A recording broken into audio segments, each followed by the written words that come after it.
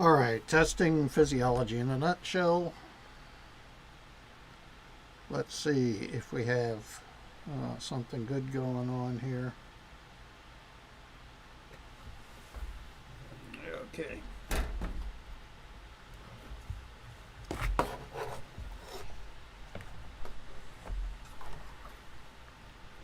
So just for fun here, let's look at the five main equations.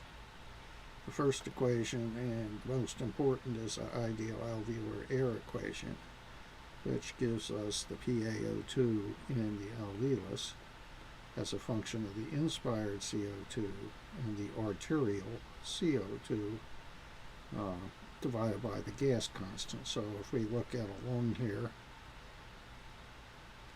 what we think of is that we have a blood vessel going by an airway here, and the PiO2 is located in the trachea, and the PaO2 is at the gas exchange surfaces, the P big AO2, where oxygen is going into blood and CO2 is coming out of blood.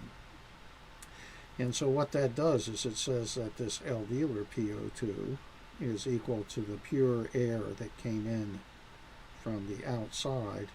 It's equal to that amount of oxygen minus the oxygen that got taken up and replaced by carbon dioxide.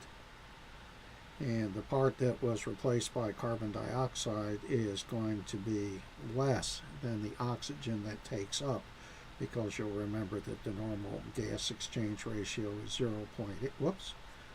The normal gas exchange ratio is V dot CO2 over V dot O2, and it is equal to 0.8. What that means is that we put less, oh dear, we put less CO2 back in than we take oxygen out. So we put some CO2 back into the air, but we take more oxygen out of the air, and so this number is less than 1. So if we take this ratio here, what we find out is that's minus the O2 taken out,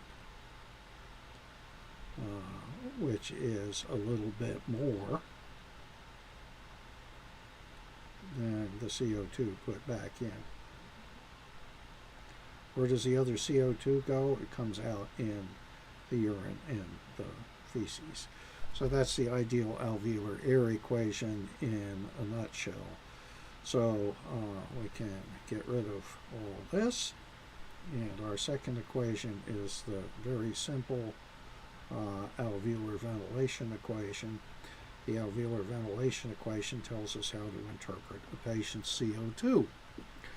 Okay, and basically it is